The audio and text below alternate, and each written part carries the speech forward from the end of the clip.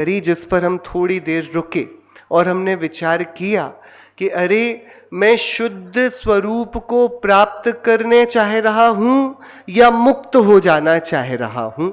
हम अपने हृदय को टटोल लेना, आपको शुद्ध स्वरूप चाहिए कि मोक्ष चाहिए? Choose between the two. तो वो टेस्टिंग के लिए आचार्य देव ने बात कही, अति आसन्न भव जीव। तो इसकी आंखें खिल गईं कि अरे अपन तो जल्दी जल्दी मोक्ष जाने वाले हैं। लेकिन इसमें विडंबना ये है कि कोई उपशम श्रेणी का आरोहण करने वाले मुनिराज अभी 11वें गुणस्थान में उपशांत मोह जिन हुए, जिन जीत लिया उन्होंने मोह को, उपशांत किया, हाँ जिन संज्ञा हुई, और वे वहां से पतित होकर संभव है अर्धपुद्गल परावर्तन तक संसार में रहें। कितना हुआ अर्धपुद्गल परावर्तन काल? उसमें भी अनंत सागर हैं, छोटा काल नहीं। और त्रस पर्याय की स्थिति क्या? साधिक 2000 सागर। मतलब वे मुनिराज जो अभी 11वें गुण स्थान में उतने ही वीतरागी थे जितने 12वें गुण स्थान वर्ती क्षीण मोही जिन होते हैं, वे मुनिराज कालांतर में संभवित है एक इंद्रिय पर्याय में चले जाएं। बताओ फेल हो गए कि नहीं हो गए मुनिराज? हाँ, फेल हुए कि नहीं हुए? हाँ, गलती से चढ़ गए थे 11वें गुण स्थान में, केपेबल नहीं थे। हाँ, अच्छी ईमानदारी से साधना नहीं कर पाए वो कि भैया सुनो, जगती में भवितव्यता ही एकमात्र भगवान है, भगवती भवितव्यता। क्या? जो जिस समय में जिस हेतु से जिस कारणे होना हो वह होता है, इसलिए तुम्हें यदि होने की दरकार है तो कुछ अच्छा नहीं होगा। होने वाली होती है पर्याय, तुम पर्याय को मत सोचो, वस्तु जो हुआ हुआ है, जो होता नहीं है, जो है उसको चुनो, उस पर ध्यान केंद्रित करो। क्या होगा इस पर अपने समय को गवाओ मत। बात समझ में आई क्या? चतुराई से भरी बात आचार्य देव ने करी चौथे ही श्लोक में। क्या? कि ये जो तुम चैतन्य शुद्ध स्वरूप के आस्वादी बनने वाले हो, सुनो, इसका तो प्रसाद ही है मुक्ति, लेकिन तुम कहीं मुक्ति के लालच में तो शुद्ध स्वरूप के पास नहीं आ गए। आत्मा की बात आत्मा समझने के लिए है कि मोक्ष के लड्डू खाने के लिए है? हाँ, कि जो मोक्ष को चाहता है वह संसार को ही चाहता है। आचार्य ये वाली बात कह रहे हैं। किसी प्रकार की भी इच्छा, वह इच्छा होने से आकुलता रूप है, आकुलता होने से दुख रूप है, और दुख होने से आत्मा के स्वभाव से मेल नहीं खाती, विभाव रूप है। फिर वह मोक्ष की भी इच्छा क्यों ना हो। बात क्या हमने करी है थोड़ी गंभीर है। क्या?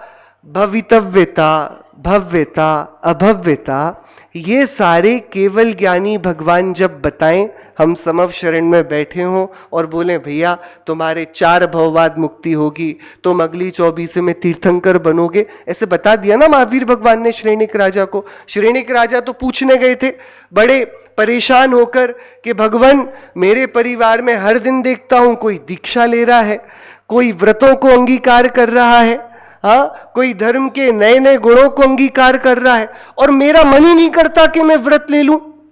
तो वो तो बड़े दीन भाव से गए थे, और आचार्य और भगवान महावीर की दिव्य ध्वनि में क्या आया? सुन भैया, जिसने नरक की सत्ता में आयु बांध ली उसको व्रतादि के परिणाम कैसे आएंगे? संभव नहीं, उसको 5वां गुणस्थान हो नहीं पाएगा। 5वां हो गया तो नरक कैसे जाएगा? विरोध है ना, वस्तु स्थिति तो कटती नहीं। तो तुझे व्रत का परिणाम आ जाए वो आश्चर्य होगा, नहीं आता ये तो सामान्य सी बात है। हाँ, ये तो यथाक्रम है बराबर। लेकिन सुन, परिणाम तो तेरा क्या धर्म, तेरा क्या स्वभाव व्रत के अधीन है? हाँ, क्या व्रत से धर्म होगा? कि वह तो पर्याय है, परिणति है, वह एक भाव है, तू भाववान वस्तु है। किसी भी काल में पारसमणि से ज्यादा कीमती सोना हो पाएगा क्या? कभी तो होगा ना। कितना गोदाम भर के सोना हो और इतनी सी पारसमणि हो, क्या चाहिए आपको भैया? हाँ, क्या कीमती है? हाँ? कि सुनो, ये तो एक गोदाम है जो इतनी सी मड़ी जेब में हो ना, अचिंत्य शक्ति स्वयमेव देव चिन्मात्र चिंता मणिरेश यस्मात् सर्वार्थ सिद्धात्म तया विधत्ते ज्ञानी के मन्नस्य परिग्रह। जिसके जेब में पारस मणि है वो अपने घर में सोना जोड़ के रखता कि नहीं? उसके बहुत सारे लॉकर होंगे बैंक में और हर एक लॉकर पर सोना भरा होगा उसके। हाँ, आप बताओ, यदि आपके जेब में पारस मणि होती तो कितने किलो सोना आपके पास होता? अरे बोलो, बताओ तो जरा।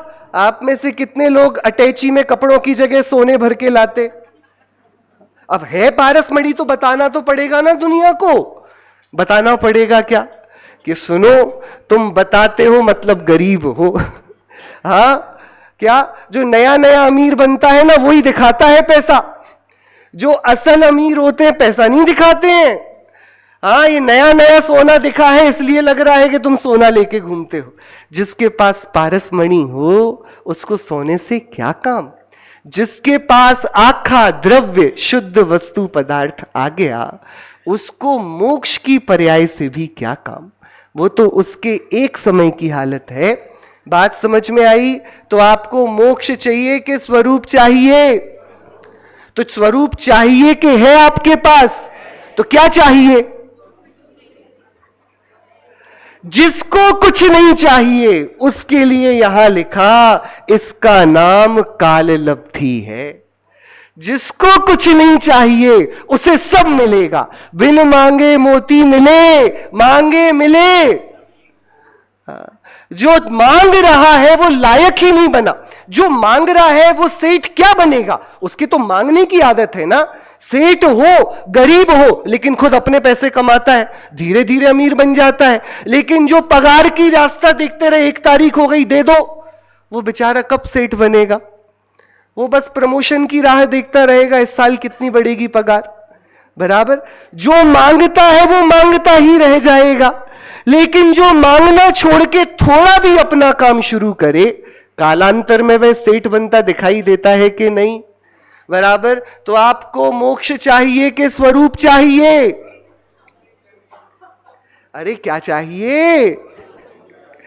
कुछ नहीं चाहिए। जो चाहिए था वो तो हमेशा ही मेरे पास था। अरे मेरे पास क्या था? मैं ही तो था। बराबर। बात समझ में आ रही है कि नहीं?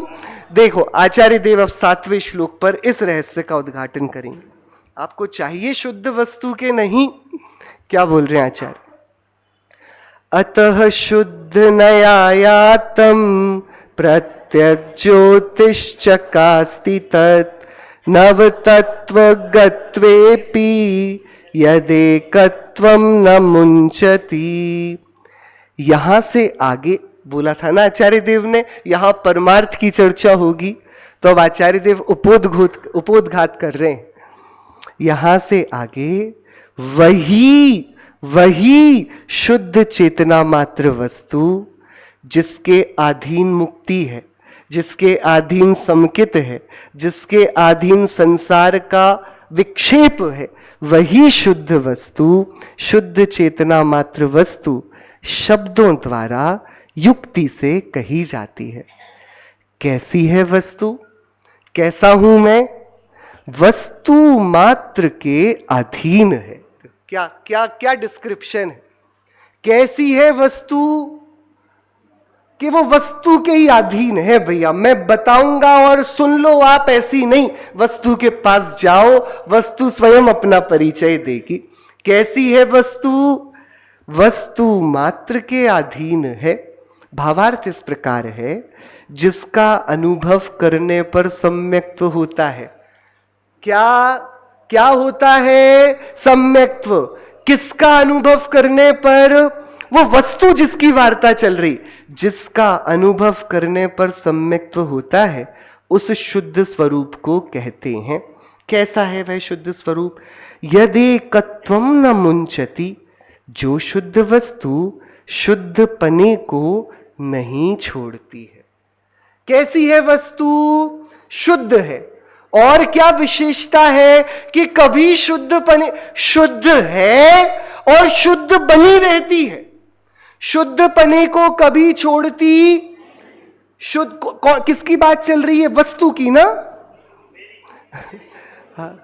कैसी है वस्तु? वस्तु यानी मैं, कैसा कि शुद्ध।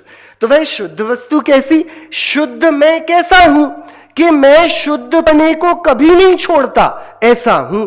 मतलब इसको सरल भाषा में बोले तो कभी नहीं छोड़ता शुद्ध पने को, मतलब हमेशा शुद्ध हूं। हाँ, कभी शुद्ध पने को नहीं छोड़ता, मतलब जब मिलो तब कैसा मिलता हूं आपको। कितनी गजब की बात। यत एकत्वम न मुंचति, जो वस्तु शुद्ध पने को नहीं छोड़ती है। और देखो पंडित साहब ने शुद्ध, मूल संस्कृत में उसका क्या पाठ है? एकत्व। एकत्व का क्या अर्थ किया? शुद्ध। देखो ये शब्दानुवाद नहीं है, जो कलश टीका लिखी ना पांडे राजमल जी ने, ये शब्दानुवाद नहीं है, डिक्शनरी नहीं है कि एकत्व मतलब एक, ये भावानुवाद है। आचार्य कुंद देव, आचार्य अमृतचंद्र देव क्या कहना चाह रहे हैं वो बता रहे हैं, क्या संस्कृत का शब्द है वो नहीं बता रहे हैं। एकत्वे, एकत्व मतलब अकेली, अकेली, बेचारी, असहाय। आपने ऐसा देखा किसी को? अरे वो अकेले हैं, कोई नहीं उनके पास, बेचारे, अबला। आपने शब्द सुने वाले नहीं सुने? असहाय। हाँ, तो एकत्व तो कितना नकारात्मक शब्द है, अकेला। हाँ बोलो भैया, बेचारा, असहाय। कि सुनो, असहाय मतलब वो नहीं जिसकी कोई सहायता नहीं कर रहा, असहाय मतलब वो जिसे किसी की जरूरत नहीं। जमीन आसमान का अंतर है क्या? असहाय मतलब वो नहीं जिसकी कोई मदद नहीं कर रहा है, असहाय मतलब वो जिसने किसी से मदद नहीं मांगी है, जिसको मदद की जरूरत नहीं है। बराबर। कौन ताकतवर है, असहाय या सहाय वाला? अरे बोलो, सहाय और असहाय में ज्यादा पावर किसके पास है? असहाय तो बेचारा होता है ना। हाँ? एकत्व, जो अकेला है वो ही शुद्ध है, जो मिल गया वो शुद्ध बचा नहीं। देखो एकत्व का क्या अनुवाद है? एकत्वम यानी कि क्या? शुद्धपना। मैं एक शुद्ध सदा अरूपी ज्ञान। कैसा हूं? एक। तो एक होने से क्या हूं? शुद्ध। हाँ, एक होने से क्या हूं? जो एक से दो हो गए वो शुद्ध नहीं रह पाएंगे। हाँ, आपको कैसा दूध पसंद है? पानी मिला हुआ कि पानी नहीं मिला हुआ? अरे बोलो। अरे आप लोगों के पेट कमजोर जान पड़ रहे हैं। हाँ, खालिस दूध से पेट खराब हो जाए क्या पता। हाँ, आपको कैसा? जो दूध बेचने आएगा, तो कितना गजब का भेद विज्ञान हम करते हैं। दूध लेके जो आया है वो पानी डाल के लाए तो आप मान लोगे ऐसी बात को? अरे क्या मिलावट करके ला रहे हो? और आप खुद डालो पानी तो हाँ, वो मिलावट है कि नहीं, कि वो चतुराई है। हाँ बराबर। कितना अंतर करते नहीं हम करते। तो कोई दूध लेके आया 1 लीटर और उस पर 1 लीटर पानी मिला दिया। बताओ ये दूध लेकर आया है कि पानी लेकर आया है? अरे बोलो। कि ना दूध लाया है ना पानी लाया, ना तो दूध बचा ना पानी पानी बचा। जब तक पानी अकेला था तो पानी था, जब तक दूध अकेला था तो दूध था। अब दोनों मिल गए, अब क्या बचा? एकत्व में शुद्ध थे, जब मिल गए तो अशुद्धता आ गई। हाँ? सोना जब तक सोना था शुद्ध था, आपने थोड़ा सा पीतल मिलवा दिया। अब बताओ सोना शुद्ध है कि अशुद्ध? अरे बोलो, 1 किलो सोने में 1 किलो पीतल डाल दिया। आप खरीद के ले आए 2 किलो सोना, तो आप सही खरीद के लाए नहीं लाए माल, आप 2 किलो सोने के पैसे देके लाए हो, खरीद के क्या लाए हो? सोना कितना खरीद कर लाए हो? 1। तो ये जो लेकर आए हो ये प्योर गोल्ड है कि इम्प्योर गोल्ड है? अरे बोलो। हाँ, कि एकत्व से यदि च्युत होए, अपन एक देश एग्जाम्पल ले रहे हैं ना, घबराना नहीं, मिलाना नहीं, सोना तो सोना ही बचा हुआ है, पीतल पीतल है, बराबर। समझने के लिए कोई मिलावट करके दे तो वस्तु शुद्ध बचती है क्या? बचती है। इसलिए एकत्व में विसंवाद की कथा भाती नहीं ज्ञानियों को। हाँ, एकत्व निश्चय गत समय सर्वत्र सुंदर लोक में, उससे बने बंधन कथा जु विरोधनी एकत्व में। अकेली वस्तु के साथ पर के बंध की कथा की जाए तो विसंवाद होता है, वो बंध है। जब वस्तु अकेली रहे तो कैसी रहती है? शुद्ध रहती है। तो एकत्व यानी शुद्ध।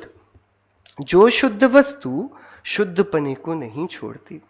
यहां पर कोई आशंका करेगा कि जीव वस्तु जब संसार से छूटती है तब शुद्ध होती है, बराबर। अभव्य कभी शुद्ध होगा कि नहीं होगा? अरे बोलो, भव्य तो शुद्ध हो जाएगा, अभव्य शुद्ध होगा कि नहीं होगा? कोई आशंका करता है कब शुद्ध होगा आत्मा? जब सिद्ध होगा आत्मा, होगा ना, तभी तो शुद्ध होगा। हाँ, प्रांजल प्रदेश प्रदेश में पीयूष निर्झर तभी तो झरेंगे। बोलो भैया, कब होगा? कोई आशंका करेगा कि जीव वस्तु जब संसार से छूटती है तब शुद्ध होती है, बराबर बनी बात है। जब तक कोई बंधन में है, जब तक चोर जेल के अंदर है तब अपराधी है कि निर्दोष है? जब तक जेल में है। और आज जेल से छूट गया, अब अपराधी है कि निर्दोष है? निर्दोष। 3 साल की सजा दी थी, 3 साल की चुका दी हमने सजा। अब हम क्या है? अब पुलिस पकड़ पाएगी उसको? उस इल्जाम के लिए दोबारा पकड़ पाएगी क्या? उस इल्जाम से बरी हुआ कि नहीं हुआ? ऐसी आत्मा अभी 8 कर्म के कारागृह में है तो कैसा है? अशुद्ध है। और अब छूटेगा तब कैसा होगा? शुद्ध होगा। तो कोई आशंका कर रहा है कि अरे, जीव वस्तु जब संसार से छूटती है तब शुद्ध होती है। उत्तर इस प्रकार है, जीव वस्तु द्रव्य दृष्टि से विचार करने पर त्रिकाल ही शुद्ध है। देखो, वो जो कैदी है ना, कैदी, वो जो जेल में बैठा है, वो जेल के अंदर छूटा हुआ है कि बंधा हुआ है? वापस कैदी लॉकअप में अपने है ना, उसके कारागृह में, उसके अंदर है। वो अंदर उस 10 बाय 10 के कमरे में छूटा हुआ है कि बंधा हुआ है? अरे बोलो, आप लोग कभी जेल गए हो, लेकिन पता है जेल क्या होती है? नहीं गए जेल कभी?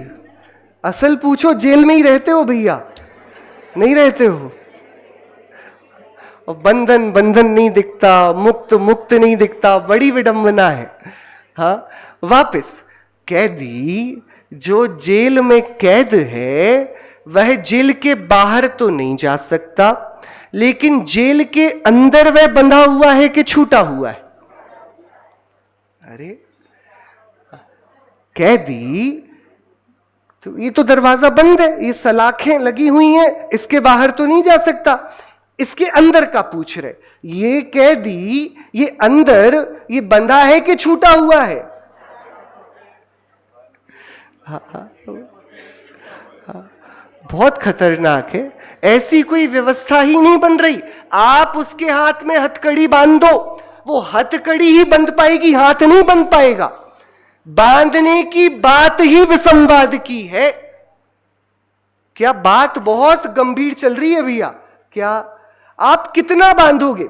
आत्मा शरीर में बंधा है, ठीक है, ठीक है। शरीर को कितना ही खोदो, शरीर निकलेगा कि आत्मा निकलेगा? खोदते जाओ, कितना खोदोगे, अंदर निकालोगे तो चमड़ी, फिर खून, फिर मांस, फिर हड्डी, आत्मा कितने अंदर जाके निकलेगा? कि शरीर से कौन बंधा है? अरे शरीर से कौन बंधा है? शरीर बंधा है। आत्मा किससे बंधा है?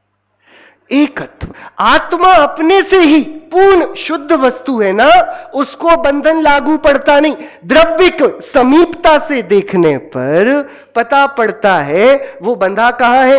हाँ, मम्मी ने बोला था बच्चे से, बेटा पापा जेल में बंधे हुए हैं। वो गया जेल में, मिलने गया, पापा तो बढ़िया मिले उससे। बंधे हुए थे कि नहीं बंधे हुए थे? अरे बोलो, पापा के ना हाथ बंधे ना पैर बंधे, कुछ भी तो नहीं बंधा, आराम से मिले। वो कांच के इस तरफ वो बच्चा बैठा था, इधर पापा बैठे थे। बंधे थे कि नहीं बंधे थे? कि बंधन का व्यवहार तो था, बंधन नहीं था।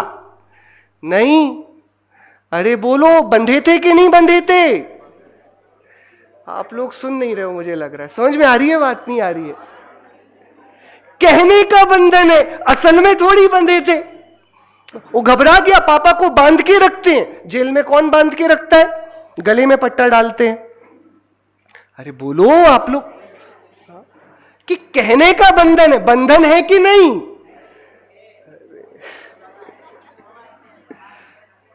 व्यवहार से है, उसी की बात चल रही यहां पर भैया। हाँ, बहुत द्रव्य दृष्टि से, क्या बोले, जीव वस्तु द्रव्य दृष्टि से विचार करने पर त्रिकाल ही शुद्ध है। वही कहते हैं नव तत्व गतत्वेपि जीव अजीव आश्रव बंध संवर निर्जरा मोक्ष पुण्य पाप उस रूप परिणत है, तथापि शुद्ध स्वरूप है। भावार्थ इस प्रकार है। अब उदाहरण दे रहे हैं। जैसे अग्नि दाहक लक्षण वाली है, वह काष्ठ, तृण, कंडा आदि समस्त दाह्य को दहती है। दहती हुई अग्नि दाह्याकार होती है, पर उसका विचार है कि जो उसे काष्ठ, तृण और कंडे की आकृति में देखा जाए तो काष्ठ की अग्नि, तृण की अग्नि और कंडे की अग्नि, ऐसा कहना सांचा ही है। हाँ, आप देखोगे एक कागज जल रहा है तो आग कैसी दिखाई देगी? कागज के आकार की। आप देखोगे कि वो टहनी जल रही है, पेड़ की शाखा, आप आग देखोगे तो कैसे दिखाई देगी? उसके जैसी दिखाई देगी। बराबर, चूल्हे पर जो आग जल रही है वो कैसी दिखाई देगी? वो फ्लेम उसके हिसाब का दिखाई देगा। तो अग्नि कैसी है? लकड़ी के आकार की है, तृण के आकार की है, कंडे के आकार की है, फ्लेम के आकार की। अग्नि कैसी है कि देखो जिस आकार में दिख रही है वो तो दिख ही रही है। इसमें कौन विसंवाद करता है? इसमें किसको डाउट है? जब उसका आकार देखो तो बिल्कुल, जब लकड़ी में लगी आग तो लकड़ी के ही आकार की दिखेगी ना। इसमें कोई डाउट है क्या? अरे कोई डाउट है इसमें? इसमें कौन सी बताने वाली बात है? इसमें तो कोई बताने वाली बात नहीं। लेकिन समझने की एक गजब की बात है जो कोई नहीं बताता। जो अग्नि की उष्णता मात्र विचारा जाए तो अब बताओ, जब मैंने देखा कि ये तृण जल रहा है और ये लकड़ी जल रही है और ये गैस जल रही है और ये यहां पर इतना बड़ा कंडा जल रहा है, वहां कचरे को भी जला दिया है, कितने सारे प्रकार की आग लगी है। कौन सी आग सबसे ऑथेंटिक है? लकड़ी वाली आग ओरिजिनल है कि पत्ते वाली आग ओरिजिनल है कि जो गैस से आ रही है वो वाली आग ओरिजिनल है कि जो पेट्रोल को जला दिया गया है वो वाली आग ओरिजिनल है? कौन सी आग ऑथेंटिक है?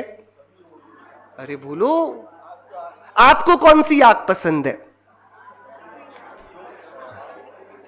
अरे आपको कौन सी आग पसंद है? अरे बोलो, आग कितने प्रकार की है? कौन सी आग शुद्ध है? लकड़ी की आग शुद्ध है कि कागज की आग शुद्ध है? कि आग तो आग है ना भैया। वापस, आग कितने प्रकार की? आपके घर में ज्यादा गर्म आग जलती है कि मेरे घर में जलती होगी ज्यादा गर्म आग? हाँ, आपके घर की जलती हुई आग जल्दी पानी गर्म करती है कि मेरे घर पर जलती हुई आग जल्दी पानी गर्म करती है? कौन से घर की आग पानी गर्म करती है जल्दी? दोनों के घर की। भैया किसी के भी घर की आग पानी तो गर्म नहीं करती। आग पानी गर्म करती है क्या? आप लोग फिसल जाते हो चलते चलते। आग से पानी गर्म होता है कि नहीं? पानी से आग बुझती है कि नहीं? हाँ, कौन सी आग सही है? काष्ठ की आग सही है? तृण की आग सही है? पेट्रोल, केरोसिन, कौन सी आग सही है? कौन सी आग शुद्ध है? कौन सा ज्ञान ज्ञान है? जो पुद्गल को जाने वो कि जो आत्मा को जाने वो? नहीं, कौन सा ज्ञान शुद्ध है? अरे देखो क्या लिख रहे हैं, अग्नि की उष्णता मात्र विचारा जाए तो उष्ण मात्र है। काष्ठ की अग्नि, तृण की अग्नि और कंडे की अग्नि, ये सारे विकल्प। अग्नि किसकी है? लकड़ी की है? कागज की है? अग्नि किसकी है? अरे नहीं, ये तो लकड़ी की आग है। कि बोलते रहो, कोई बोलने में बुराई नहीं है। दिख रही है आग, लकड़ी की आग दिख रही है, लेकिन आग है किसकी? कहने के झगड़े में नहीं पड़ना है। हाँ, वस्तु को अपेक्षा नहीं, हम उसको क्या कहकर बुलाते हैं। वस्तु को अपेक्षा है कि जब आग दिखे तो पता होना चाहिए आग है? लकड़ी की आग को गले लगा लो, हाँ, ऐसा नहीं करोगे ना। आग का तो स्वरूप से परिचय, शब्द से परिचय थोड़ी है, बराबर। हाँ, तो आग कौन सी सही है? कि अरे कौन सी का विकल्प कहां, आग तो एक ही है ना। उसी प्रकार 9 तत्व रूप जीव के परिणाम है। वे परिणाम कितने ही शुद्ध रूप हैं, कितने ही अशुद्ध रूप हैं। हाँ, कभी क्रोध दिख जाए, कभी मान दिख जाए, ये आश्रवबंध के परिणाम, और कभी वितरागता दिख जाए, ये संवर निर्जरा मोक्ष के परिणाम। तो कितने ही परिणाम शुद्ध, कितने ही परिणाम अशुद्ध। जो 9 परिणाम में ही देखा जाए तो 9 ही तत्व साचे हैं। क्रोध हुआ कि नहीं हुआ? हुआ। इसमें क्या गड़बड़ी? लकड़ी जली कि नहीं जली? बिल्कुल जली। इसमें क्या गड़बड़ी है? कि अरे उनको देख रहे हो तो दिख ही रहे हैं ना वो तो। लेकिन क्रोध हुआ कि क्रोध का ज्ञान हुआ? हुआ क्या? क्रोध हुआ कि नहीं हुआ हमें नहीं पता, हमें तो तब पता पड़ा जब ज्ञान हुआ। नहीं, अरे भैया बताओ, क्रोध हुआ कि क्रोध का ज्ञान हुआ? कि जब क्रोध का ज्ञान हुआ तब पता पड़ा क्रोध हुआ होगा। उल्टा नहीं है, क्रोध हुआ और तो क्रोध का ज्ञान, ऐसा नहीं। हमारा फर्स्ट इंसिडेंट कहां रिपोर्ट हुआ? एफआईआर कहां पर बनी क्रोध की? कहां पर बनी? फर्स्ट रिपोर्टिंग किसने करी? आपका संपर्क किससे? आपका ग्राउंड रिपोर्टर कौन है? क्रोध के ज्ञान। आपका डायरेक्ट कांटेक्ट किससे है? तो क्रोध हुआ कि ज्ञान हुआ? अरे बोलो।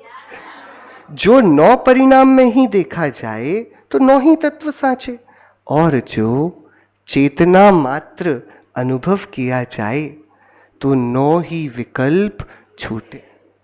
कुछ हुआ ही नहीं। हाँ भाई, लकड़ी दिखी ही नहीं, आग ही आग थी।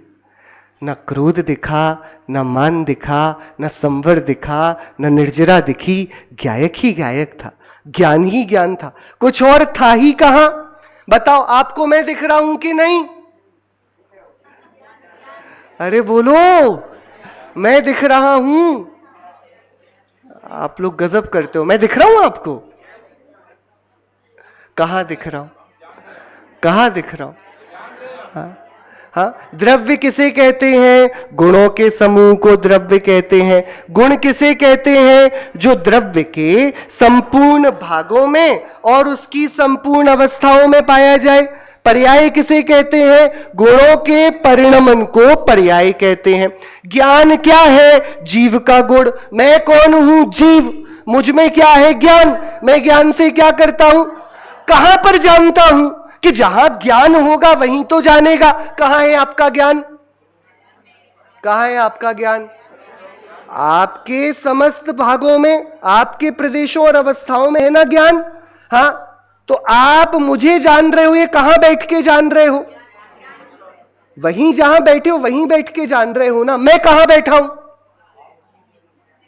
अरे बोलो, मैं कहां बैठा हूं? मैं इतनी दूर बैठा हूं। आपका ज्ञान इधर तक आता है क्या? कि द्रव्य के प्रदेशों का उल्लंघन गुण करता है क्या? गुण किसे कहते हैं? द्रव्य के संपूर्ण भागों और अवस्थाओं के बाहर पाया जाए, वही है ना। तो आपने मुझे जाना, यहां जाना कि वहां जाना? वहां मैं हूं क्या? तो आपने मुझे जाना। मुझे जाना कि नहीं जाना, ये बताओ। वापस पर्याय द्रव्य की मर्यादा का उल्लंघन करके उसके प्रदेशों के बाहर होती है क्या? नहीं होती। मैं आपके प्रदेशों में बैठा हूं कि दूर बैठा हूं थोड़ा? हाँ, तो आप मुझे जान सकते हो क्या? तो जानने के लिए आपके ज्ञान को प्रदेशों का उल्लंघन करके मेरे पास आना पड़े। मेरे पास आओगे क्या? मैं यहां पर अपने फोन से आपका फोटो खींचूं तो आपके थोड़े विटामिन उड़ के आ जाएंगे ना फोन के अंदर। थोड़े जितनी ज्यादा सेल्फी ली जाए आदमी उतना पतला होने लगता है ना। होता है कि नहीं? फोटो आपका चित्र खींच रहा हूं। हाँ, आपके चित्र में आपका क्या है? कितना खून आया, कितनी तत्व आए आपके शरीर के, कुछ आया? तो ये आपका चित्र खींचा फोन ने कि अपना चित्र बनाया? अरे बोलो, ये जो आपका फोटो है ये आपका है कि फोन का है? आप लोग बोलते नहीं हो। आपको समझ में आ रही? मैं गुजराती बोलूं क्या? ये फोन जो मेरे फोन में जो फोटो है, ये फोटो आपका है कि फोन का है? हाँ? कि आपकी तरफ जाकर देखा जाए तो सच्ची बात है कि आपका है, लेकिन यदि वस्तु रूप से विचारा जाए तो आपका इस फोटो में है क्या? ये तो फोन का ही है ना। बराबर नहीं आ रही बात समझ में? आ रही है बात समझ में? नहीं आ रही है बात समझ? मुझे तो नहीं लग रहा है आ रही है बात समझ। आ रही है बात समझ में? हाँ, ये बात समझ में आ रही है कि आपका ज्ञान समझ में आ रहा है? हाँ, बहुत। देखा जाए तो ज्ञान के अलावा यहां है क्या? आप अपने से ही बात कर रहे हो और मैं अपने से कर रहा हूं। अपन एक दूसरे से कर रहे कि नहीं कर रहे? बात कर सकते हैं क्या? गजब हो गया भैया, गजब। क्या बोला जा रहा है? जो 9 परिणाम में ही देखा जाए तो 9 ही तत्व साचे।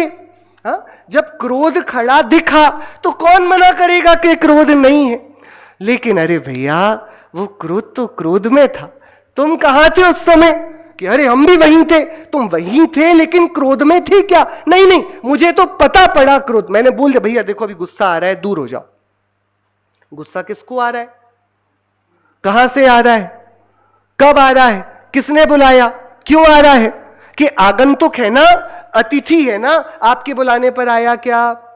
अरे बोलो, आप में से कितने लोग गुस्से को बुलाते हो फिर आता है? भैया आप लोग गुस्सा बुलाते हो कभी, फिर भी आ जाता है कभी कभी? आता है कि नहीं? तो जो बिना बुलाए आए उसे मेहमान कहते हैं कि घर वाला? अरे क्या कहते हैं? वो औदिक परिणाम है। क्या वो चेतन का परिणाम है? नहीं है। हाँ, लेकिन जब जब आया तब तब आपको उसने नॉक करके बोला कि नहीं बोला, मे आई कम इन? हाँ, तो दरवाजा किसने खोला जब उसने नॉक किया? वो तो घर वाला है ना। अरे जो घर का दरवाजा खोलता है वो बाहर वाला है कि घर वाला? और जो नॉक नॉक करता है वो घर वाला है कि बाहर वाला? तो आपका परिचय घर वाले से है कि बाहर वाले से है? तो घर में घर वाला है कि बाहर वाला? अरे बोलो। आपके घर में एक डाकू हाथ में बंदूक लेके नॉक नॉक करे, आपने दरवाजा खोला, आप वेलकम बोलोगे? बंदूक रखा है वो, आप क्या करोगे? अरे क्या करोगे? यही तो विवेक है। आता हुआ आश्रव, अरे मैं ज्ञानमयी वस्तु, आश्रव से मुझे क्या काम, नव तत्व गतत्वेपि, मैं क्या करूं इसका? ये मेरे घर वाला। मेरे घर वाला कौन? अरे बोलो, अरे मैं ही हूं, कोई दूसरा नहीं है। हाँ, इस घर में एक ही एकत्व है ना, तो भी शुद्ध है। दो चार लोग नहीं रहते इस घर में भैया। आपको कठिन तो नहीं लग रहा है? क्या बात चल रही है, क्या बात चल रही है? अरे अलग अलग प्रकार से उत्पन्न होती हुई अग्नि अलग अलग नहीं, एक है। अलग अलग विषयों को जानता हुआ ज्ञान अलग अलग नहीं, एक है। हाँ, विशेष इतना कि पर को जाने तो ज्ञान और सुख होता नहीं, सारभूत नहीं ना, इसलिए जानने योग्य ज्ञायक स्वयं है, इसलिए उसकी प्रेरणा है। लेकिन पर को जाने इस कारण छोटा हो जाता हो, ये तो शुद्ध ही है, ये मलिन नहीं होता, नहीं होता, नहीं होता। आपको बात समझ में आ रही कि नहीं आ रही? बात समझ में आ रही है कि ज्ञान समझ में आ रहा है? अपन बातें बनाने थोड़ी बैठे हैं यहां पर। हाँ भैया, क्या ज्ञान समझ में आ रहा है कि ये ज्ञायक ही मैं हूं, ऐसी प्रतीति करने को मन थोड़ा आकुलित हो रहा है। थोड़ी उचावट आए, थोड़ा तो लगे ये इतनी सुंदर वस्तु, इतनी गजब की वस्तु मेरे पास से कभी गई नहीं, मुझे वस्तु दिखती रही, वो बोलती रही कि मैं। हाँ, वस्तु मैं बोल रहा हूं उसको, क्योंकि मेरा अपरिचय है ना, ये वचन बता रहा मेरे श्रद्धान को। लेकिन वो ऐसा नहीं बोलती, वो तो कहती है भैया मैं ही हूं, मैं ज्ञायक भाव हूं। इसको ज्ञायक कहने में भी जोर पड़ता है। मैं ही हूं, और बोलूं क्या, मैं हूं ना, बराबर भैया। तो देखो, 9 तत्वों के पास जाएगी तो थोड़ी सी गड़बड़ होगी। वही क्रम आचार्य कुंद देव ने इस ग्रंथ में रखा। जल्दी से अपन जो पहले दिन का होमवर्क था अब वो पूरा कर लेते हैं। आपको समय सार ग्रंथातिराज के अधिकारों का नाम याद है? सबसे पहला अधिकार पूर्व रंग अधिकार, दूसरा अधिकार जीव अजीव। पांडे राजमल जी ने थोड़ा विशेष किया, समय सार कलश में पूर्व रंग को जीव अधिकार में रखकर फिर अजीव अधिकार दूसरा किया, पर बराबर 2 अधिकार, पूर्व रंग हम उसको जीव अधिकार, दूसरा कौन सा है? अजीव, तो जीव अजीव 2 हो गए। फिर कौन सा अधिकार है तीसरा? क्या अधिकार है? कर्ता कर। और चौथा क्या है? फिर आश्रम, फिर निर्जरा, फिर क्या? बंद, और फिर क्या? इतनी सी कहानी, सिर्फ इतना सा पूरा संसार से लेके मोक्ष तक का सीधा हाईवे। क्या बोले? एक जीव नाम वस्तु। कौन जीव नाम वस्तु? कौन? मैं। कौन है जीव? आत्म महबूब यार, आत्म महबूब, आत्म महबूब यार, आत्म महबूब। देखा हमने निहार और कुछ न खूब, देखा हमने निहार और कुछ न खूब। आप लोगों से गाते आता है? अरे आता है कि नहीं? आता है। जानते किससे आता है? गा सकते हो? आप लोग के पास किसी प्रश्न का उत्तर नहीं। हाँ, अब दोहराइएगा, बहुत गजब का है। पंडित दयानंद राय जी का भजन है, आत्म महबूब यार, आत्म महबूब, आत्म देखा हमने निहार और कुछ न खूब।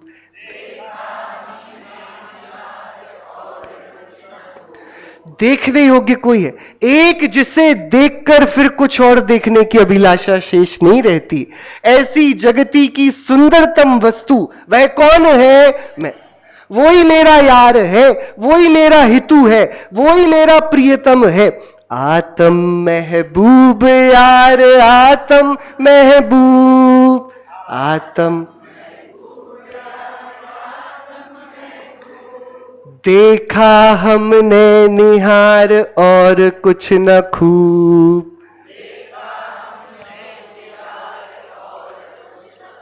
कि देखने योग्य तो एक जीव वस्तु मैं ही हूं, लेकिन जब देखने योग्य को नहीं देखता तो कौन दिखाई देता है कि अजीव। और जब अजीव दिखता है ना तब गड़बड़ हो जाती है, तब खिचड़ी बनती है जीव और अजीव की, तब एकत्व का अध्यास होता है। और जब किसी दूसरे पर अधिकार होना तो सहज में ही बहुत सारे काम करने पड़ते हैं, बहुत कराने पड़ते हैं। तो आत्मा आत्मा रूप था, वो आत्मा रूप ना रह पाया तो उसको कौन दिखाई दिया? अजीव। और जब अजीब दिखाई दिया तो अध्यास हुआ। अध्यास में क्या हुआ इसके कि इसने बोला नहीं, ये तो व्यवस्थित ही नहीं, तो इसके अत्यंत अज्ञान से प्लावित बुद्धि हुई कर्ता कर्म की। ये सही करूं, सुंदर दिखूं, सफेद बाल को काला करना चाहिए कि नहीं? अरे बोलो आप। अरे आप लोग शर्मा जाते हो। सफेद बाल को काला करना चाहिए कि नहीं? कि करना चाहिए, बात बाद में कर सकते हो कि नहीं? आप में सच सच बताओ किस किसने कोशिश करी? कितने लोग सफल हुए? हाँ, कि करता, क्योंकि मैंने देखा ना मेरे बाल सफेद हुए तो तुरंत क्या बुद्धि आई, अरे ऐसे कैसे, अब मैं इनको क्या करूंगा? काला। करता, ये कहां से आया? कर्ता कर्म का अज्ञान ऐसे बपौती में नहीं मिला है, ये अपने अपरिचय में आया। तो जो अपना नहीं था उससे परिचय किया, तो सहज में क्या उदित हुई? एक मिथ्या भ्रांति कर्ता कर्म की। और जब कर्ता कर्म की भ्रांति हुई तो इसको अध्यास हुआ कि I can control the outcome. मैं देख सकता हूं सफेद बाल चाहिए कि काले, कि ब्राउन, के रेड, अब तो सारी वैरायटी आजकल है कि नहीं? कौन सा चाहिए? घुंघराले चाहिए कि सीधे चाहिए? पहले नहीं थी इतनी सुविधा। हाँ, अब तो जैसे चाहिए वैसे चाहिए, है कि नहीं? तो फिर क्या आया? तीसरा अध्यास। उसने पुण्य और पाप में, सहूलियत और असहूलियत में पक्षपात करना शुरू किया। सफेद बाल बेकार, काले बाल अच्छे। तो तीसरा अध्यास क्या हुआ? पुण्य पाप का पक्षपात। जो मेरे बाल ही ना होते तो सफेद बाल अच्छे थे कि काले? अरे बोलो, सफेद कौन बोला? अरे जब थे ही नहीं तो क्या मतलब है? ये सारी कहानी कहां से शुरू हुई?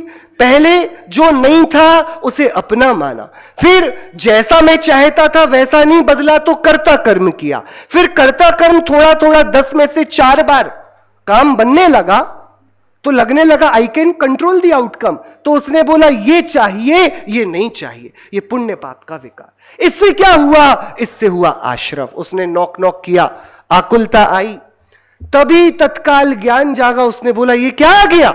तो ज्ञान ने तुरंत दरवाजा बंद किया, संवर खड़ा हुआ। ज्ञान फिर रिफ्लेक्ट करता है कि क्या करता रहा मैं कौन हूं? अपने स्वरूप के विचार में उतरा, निर्जरा हुई, और तब जाकर उसको पता पड़ा कि आते जाते से काम नहीं चलेगा, हमें इसके मूल पर बंध का उच्छेद करना पड़ेगा। और फिर बंध का जब ऑपरेशन हुआ तो क्या प्रकट हुआ? मोक्ष प्रकट हुआ। जब मोक्ष प्रकट हुआ तब पता पड़ा कि अरे मोक्ष पाकर भी नया क्या हुआ? पहले भी सर्व विशुद्ध ज्ञान था, अभी भी वही ज्ञान तो है, ज्ञायक में बड़ा क्या? मोक्ष आकर नवीनता क्या आई? कुछ भी नहीं। तो मोक्ष करना कि नहीं करना कि सब स्यादवाद है भैया। होने योग्य हुआ, तुम ना तप करने वाले थे ना अब करने वाले हो। ऐसा सुंदर ज्ञायकमय यह समय सार है। हम एक एक बुद्धि पर, एक एक श्लोक पर कल जीव अजीव अधिकार से शुरू करेंगे। आप सब बहुत विचार करना, विचार कितना भी करो, शुद्ध स्वरूप की भावना से च्युत हम में से कोई भी ना हुए, ज्ञायक ज्ञायक में हमारा जीवन बने। सी मंगल भाव।